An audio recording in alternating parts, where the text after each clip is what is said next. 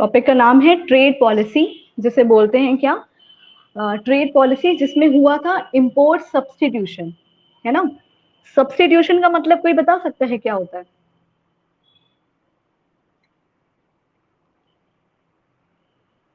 Substitution means, substitute goods पढ़े थे हम लोग डिमांड वाले चैप्टर में और सप्लाई वाले चैप्टर में, याद है किसी को? कुछ याद है? कॉम्प्लीमेंट्री गुड्स, सब्स्टिट्यूट गुड्स पढ़े थे?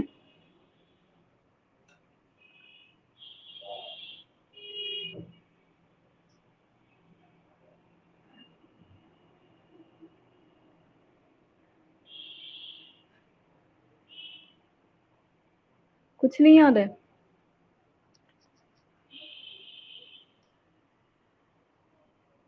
क्या होता है ना, सब्स्टिट्यूट का मतलब होता है जिसको हम in place of one another, एक जगह की जगह पे दूसरी चीजें इस्तेमाल कर सकते हैं। तो यहाँ बोला जा रहा है क्या कि इंपोर्ट सब्स्टिट्यूट हुआ, यानी इंपोर्ट के लिए हम क्या किए, सब्स्टिट्यूट लाए ना। इंपोर्ट कराने की बजाय, यानी कि विदेशों से सामान हम मंगाने के बजाय वहां पे उसके लिए कोई ऑल्टरनेटिव ऑप्शंस लेके आए थे। ट्रेड पॉलिसी में ये की गई थी। तो देखते हैं इसमें और क्या लिखा हुआ है कि सेल्फ रिलायंट बनने के लिए, in order to be self reliant in vital sectors, India has followed the strategy of replacing many import by domestic production. India को सेल्फ रिलायंट बनने के लिए इंडिया ने कौन सी पॉलिसी अपनाई थी कि जो है, जितने भी इंपोर्ट हो रहे थे सामान, यानी कि हम लोग फॉरेन कंट्री से अपने कंट्री में जितने भी सामान को मंगा रहे थे इस्तेमाल करने के लिए, रॉ मटेरियल के लिए या किसी भी चीज के लिए, तो उनको हम अब क्या करेंगे, उसे हम रिप्लेस कर देंगे बाय डोमेस्टिक प्रोडक्शन, यानी कि उनको हम इंपोर्ट ना करा के हम अपने ही कंट्री में प्रोडक्शन करना स्टार्ट कर देंगे। ये हुआ था क्या, सेल्फ रिलायंट बनने के लिए, यानी कि इंडिपेंडेंट बनने के लिए किसी दूसरे कंट्री के ऊपर हमें डिपेंडेंट ना होना पड़े।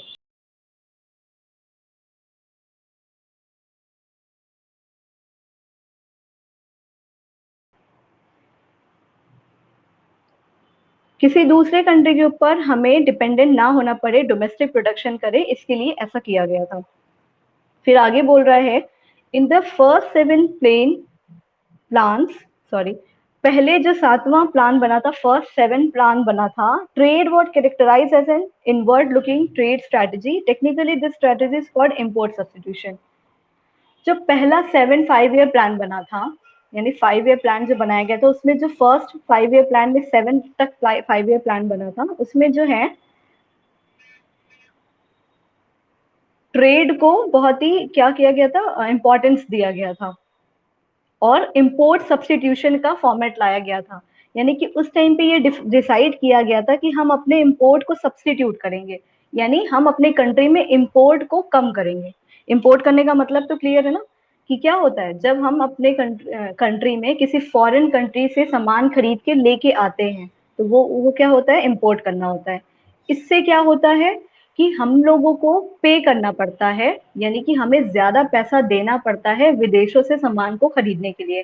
तो हमारा पैसा जो है वो कम होता है, हमारे जो और जो अपने अपने कंट्री में उस चीज का प्रोडक्शन जो है उस टाइम पे नहीं हो रहा था। तो प्रोडक्शन को इंक्रीज करने के लिए, ताकि हमें दूसरे फॉरेन कंट्रीज के ऊपर निर्भर ना रहना पड़े, इसलिए इंपोर्ट सब्स्टिट्यूशन जो है वो किया गया, है ना। इसमें लिखा भी है कि definition, import substitution refers to a policy of replacement और सब्स्टिट्यूशन ऑफ इंपोर्ट बाय, कैसे रिप्लेस करेंगे इंपोर्ट को, by domestic production. Domestic production करके हम इंपोर्ट को सब्स्टिट्यूट करेंगे। ओके। फिर कह रहा है एग्जाम्पल के लिए कि instead of importing vehicles made in foreign country, domestic industries would be encourage to produce them in India itself. जो व्हीकल्स फॉरेन कंट्री से हम इंपोर्ट करके अपने कंट्री में मंगाते थे, अब क्या करना था, अब हमें अपने खुद के कंट्री में उसकी इंडस्ट्री सेटअप करनी थी, जिससे कि यहाँ के जो प्रोड्यूसर हैं उनको इंकरेज किया जाए, वो लोग खुद अपने यहाँ इस कंट्री में गुड्स को प्रोड्यूस करें, जिससे उस गुड्स का कॉस्ट भी जो है वो कम हो जाएगा, सामान सस्ता भी मिलेगा, और हमारा जो करेंसी है वो यहाँ से जाएगा नहीं, है ना। The basic aim of the policy was to protect domestic industries from foreign competition. और बेसिक एम, मेन एम क्या था ये काम करने का, कि अपने जो जो हमारे जो क्या थे, डोमेस्टिक इंडस्ट्रीज थी उनको फॉरेन कंपटीशन से बचाया जाए, है ना, उनको जो है फॉरेन कंपटीशन से, फॉरेन मार्केट से कॉम्पीट ना करना पड़े, इसके लिए ये शुरू किया गया था। The policy of import substitution can be serve to definite objective, बोल रहा है कि जो इम्पोर्ट सब्सटीट्यूशन की पॉलिसी है वो दो ऑब्जेक्टिव, ये दो मेरा मेन मोटिव था, एम था। क्या दो एम था इम्पोर्ट सब्सटीट्यूशन लाने का? दो मेन ऑब्जेक्टिव क्या क्या था? पहला कि सेविंग इन फॉरेन एक्सचेंज, मतलब जो फॉरेन एक्सचेंज है, यानी कि अगर हम कभी भी किसी भी फॉरेन कंट्री से सामान को खरीदते हैं तो बदले में क्या देते हैं, जो यहाँ हमारे कंट्री की करेंसी होती है वो उनको पे करते हैं। तो फॉरेन एक्सचेंज हमारा बहुत ज्यादा खर्च हो रहा था, है ना, हमारी जो करेंसी थी वो बहुत तेजी से जा रही थी, तो उसको बचाने के लिए ये काम किया गया इम्पोर्ट सब्सटीट्यूशन वाला। दूसरा काम क्यों किया गया कि अचीविंग सेल्फ रिलायंस, यानी इंडिया को आत्मनिर्भर बनाने के लिए, यहाँ के जो है प्रोड्यूसर्स को सेल्फ रिलायंट बनाने के लिए, कि हमें किसी दूसरे फॉरेन कंट्री के ऊपर डिपेंडेंट ना रहना पड़े, डिपेंडेंसी हटाने के लिए किया गया था। तो इम्पोर्ट सब्सटीट्यूशन क्या होता है, बात समझ में आई? कि इम्पोर्ट को सब्सटीट्यूट करना बाय द डोमेस्टिक प्रोडक्शन, यानी कि अपने खुद के कंट्री में डोमेस्टिक प्रोडक्शन करके हम इम्पोर्ट को कम कर सके। इम्पोर्ट की जगह पे अगर हमें जिन भी रॉ मटेरियल्स की जरूरत थी वो पहले हम फॉरेन कंट्री से इम्पोर्ट करके मंगाते थे, अब उसकी जगह पे क्या किया जाए कि खुद के कंट्री में उसका प्रोडक्शन किया जाए। तो ये हो गया क्या, इम्पोर्ट सब्सटीट्यूशन। ओके, फिर इम्पोर्ट सब्सटीट्यूशन के दो मेन ऑब्जेक्टिव्स क्या क्या थे? इम्पोर्ट सब्सटीट्यूशन के दो मेन ऑब्जेक्टिव्स ये थे कि सबसे पहली बात फॉरेन एक्सचेंज को बचाया जा सके, मतलब हमारी करेंसी जो है वो इम्पोर्ट करने में सारी खत्म ना हो जाए, खर्च ना हो जाए बिना मतलब कि हम क्यों फॉरेनर्स को पैसा पे करें जब हम खुद की कंट्री में भी प्रोड्यूस कर ही सकते हैं उस गुड को। तो सेव करना करेंसी, और दूसरा अचीविंग सेल्फ रिलायंस, यानी इंडिया को आत्मनिर्भर बनाना, सेल्फ रिलायंट बनाना, ये ऑब्जेक्टिव था। Is it clear? आगे बढ़े? Yes ma'am. Okay, protection from import through tariff and quota. क्या हुआ था ना, इम्पोर्ट को कम करने के लिए ये जो इम्पोर्ट का सब्सटीट्यूशन लाया गया था, कि आपको बोला तो गया, एक पॉलिसी बनाई गई कि आप इम्पोर्ट मत कराइए और अपने कंट्री में डोमेस्टिक प्रोडक्शन, डोमेस्टिक इंडस्ट्रीज का सेटअप करिए। लेकिन इसके बाद भी जो है अभी भी इम्पोर्ट जो चल रहा था उसको कंट्रोल करने के लिए गवर्नमेंट ने और भी एक्शन लिया, और भी तरीका अपनाया कि जिसकी वजह से हम इम्पोर्ट को और कम कर सके। तो गवर्नमेंट ने क्या किया था, दो दो तरीका था प्रोटेक्ट करने के लिए इम्पोर्ट को, कि टैरिफ लाए, है ना। पहला है क्या, टैरिफ। टैरिफ क्या होता है? टैरिफ का मतलब होता है ना, जब हम लोग किसी चीज पे टैक्स लगा देते हैं। टैरिफ मतलब होता है क्या, टैक्स कह सकते हैं ना। अगर हम किसी चीज पे टैक्स लगा देते हैं तो हम बोलते हैं कि उस चीज पे टैरिफ है। क्या किए थे गवर्नमेंट जो है वो, इम्पोर्टेड गुड्स पे, जो भी गुड इम्पोर्टेड होती थी, यानी कि जो फॉरेन से आई हुई गुड होती थी, उन पे बहुत हैवी टैक्सेस लगाने लगे थे ना, बहुत ज्यादा टैक्स लगाने लगे थे। तो इससे क्या हुआ था, जब बहुत ज्यादा किसी सामान पे हमें टैक्स देना पड़ता है, यानी कि 100 रुपए का सामान मंगाए हैं और उस पर 20% टैक्स लग गया मान लो, तो वो 100 रुपए का सामान अब कितने रुपए का हो गया, 120 रुपए का, 120 रुपीज का। पहले अगर जो सामान हम 100 रुपीज में खरीद पा रहे थे और उस पर सिर्फ 5%, मान लो कोई सामान 100 रुपीज में खरीदते थे और उस पर सिर्फ 100 रुपीज का कोई सामान था और उस पर सिर्फ 5% टैक्स था, तो 100 का 5% कितना होता है, 5 रुपीज। इसका मतलब है उस सामान को खरीदने में हमें टोटल कितना पे करना पड़ता था पहले, 105 रुपीज। लेकिन जब इम्पोर्ट सब्सटीट्यूट करने के लिए गवर्नमेंट ने टैरिफ स्टार्ट किया, तो क्या किया कि उन्हीं सामान पे अब वो 20% तक, एक एग्जाम्पल के तौर पे कह रहे हैं, 20% तक टैक्स लगाने लगे। जिससे क्या हुआ कि पहले जो सामान 100 रुपीज का आता था और 20% टैक्स यानी कि +20 हो गया, अब वो सामान खरीदने में हमें 120 रुपीज पे करना पड़ रहा है। यानी कि 105 एक टाइम पे करते थे, लेकिन अब वो बढ़ के कितना हो गया, 120 रुपीज पे करना पड़ रहा है।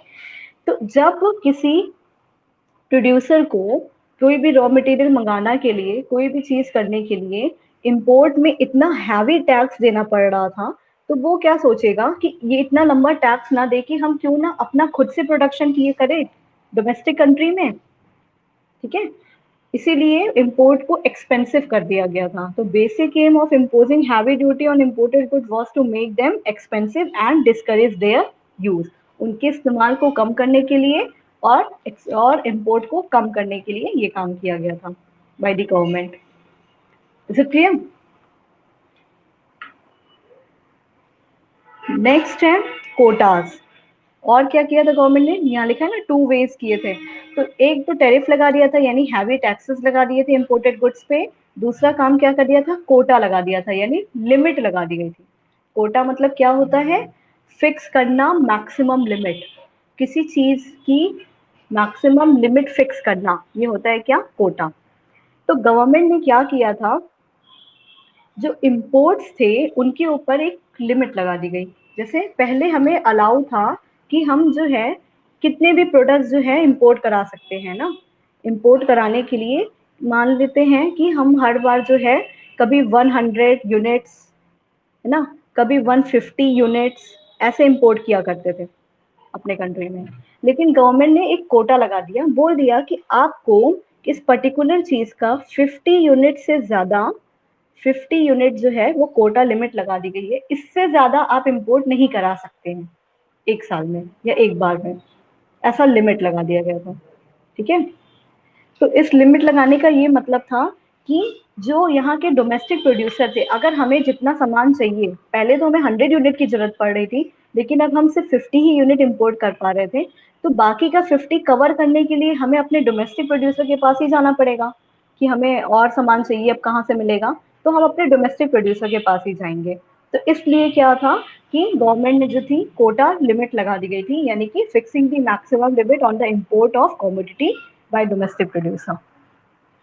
ये बात समझ में आई? Yes ma'am. इसमें कोई प्रॉब्लम है कि इंपोर्ट को इंपोर्ट सब्स्टिट्यूशन लाया गया था ट्रेड पॉलिसी में, ये किया गया था। और जो है प्रोटेक्शन करने के लिए, इंपोर्ट को कम करने के लिए क्या किया गया था, गवर्नमेंट ने 2 इनिशिएटिव लिया था, जिसमें एक है टैरिफ, जिसमें वो हैवी टैक्सेस लगाते थे इंपोर्टेड गुड्स पे। दूसरी बात, उन्होंने कोटास किया, यानी कि मैक्सिमम लिमिट सेट कर दी कि इससे ज्यादा क्वांटिटी का इंपोर्ट हमें नहीं करना है, अलाउ नहीं था करने के लिए। ठीक है, इंकरेजमेंट करने के लिए, डोमेस्टिक प्रोडक्शन इंकरेजमेंट करने के लिए ये 2 काम किए गए थे। आगे बढ़े, फिर है ना रीजन फॉर इंपोर्ट सब्स्टिट्यूशन। यहाँ बोल रहा है कि इंपोर्ट सब्स्टिट्यूट करने का क्या क्या रीजन है, तो कोई बताएगा रीजन क्या है, क्यों इंपोर्ट सब्स्टिट्यूट किया जा रहा था?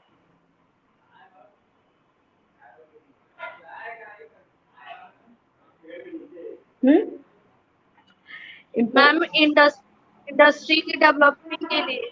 इंडस्ट्री के डेवलपमेंट के लिए। और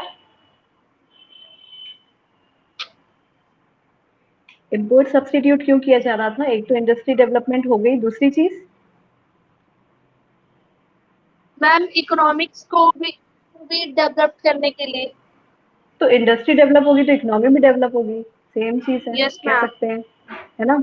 और इंडिया को सेल्फ रिलायंट बनाने के लिए नहीं किया गया था, यस मैम कर सकते हैं। कर सकते नहीं है, बिल्कुल किया गया था। अगर हमें दूसरे कंट्री के ऊपर डिपेंडेंट नहीं होना पड़ेगा, जैसे कि हमने यहाँ पे पढ़ा कि 2 ऑब्जेक्टिव्स मेन क्या क्या थे, कि saving in foreign exchange and achieving self reliance. Important है, लर्न करना है पॉइंट। और यही इसके रीजंस भी हैं कि सेविंग इन फॉरेन एक्सचेंज को बचाने के लिए हमारे जो करेंसी है वो क्या करेंगे, इंपोर्ट करेंगे, तो हमें बहुत ज्यादा ज्यादा पैसा भी तो देना पड़ेगा, क्योंकि हमें पता है कि फॉरेन प्रोडक्ट्स जो है वो हमारे कंट्री के प्रोडक्ट्स है। जो चीज हम खुद बना सकते हैं, अगर हम उसको खुद ना बना के दूसरे से खरीदेंगे तो हमें ज्यादा पैसा पे करना पड़ेगा। ठीक है, तो हमारे फॉरेन एक्सचेंज जो है वो खत्म हो रहे हैं, खर्च हो रहे थे ज्यादा, तो उसको सेव करने के लिए एक ये किया गया था इंपोर्ट सब्स्टिट्यूशन। और दूसरा, इंडिया को सेल्फ रिलायंस बनाने के लिए। ठीक है, अगर सेल्फ रिलायंट होगी और हमारा जो है करेंसी भी बच पाएगा, हमारा फॉरेन एक्सचेंज भी बचेगा, तो इससे ऑटोमेटिकली इकोनॉमी क्या है वो डेवलप हो पाएगी। तो 2 मेन रीजन क्या थे इंपोर्ट सब्स्टिट्यूशन के, saving of foreign exchange and to become achieving the goal of self reliance. ये बात समझ में आई? Yes ma'am. अच्छा, और यहाँ पे होमवर्क ऑलरेडी लिखा हुआ है, इसका मतलब है ये रीजंस जो हैं, ये 2 पॉइंट्स लिख के इसको एक्सप्लेन करके लिखना है अपने आप से, ठीक है?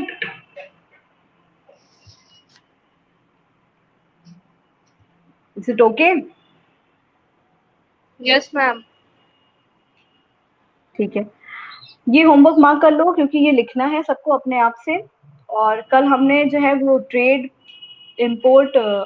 पॉलिसी इंपोर्ट सब्स्टिट्यूशन वाले पेज तक का फोटो सेंड किया था, आज जो है इस वाले पेज का फोटो सेंड कर रहे हैं नोट्स के लिए।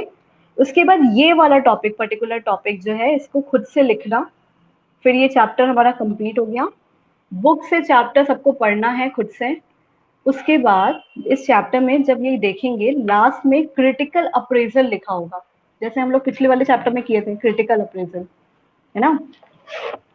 बुक में दिया हुआ है।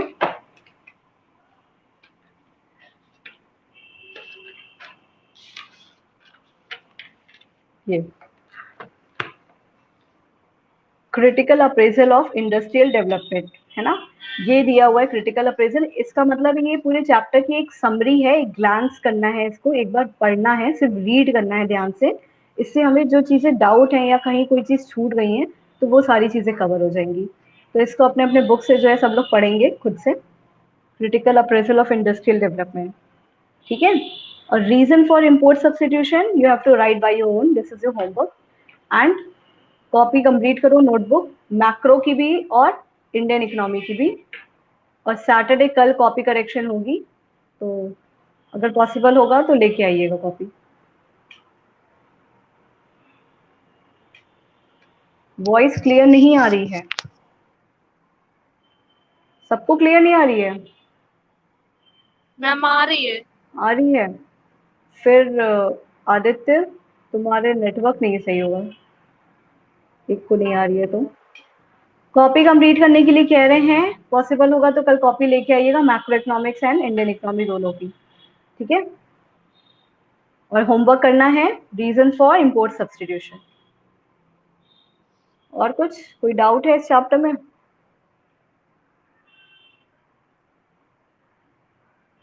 हाँ,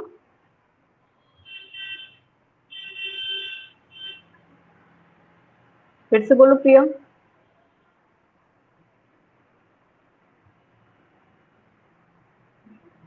प्रिया कुछ कह रही हूँ? No ma'am. ओके, किसी को कोई डाउट नहीं है? फिर क्लास ओवर करते हैं, बैठ के नोट्स कंप्लीट करिए और self study and homework also. Reason for import substitution is a homework. Okay class.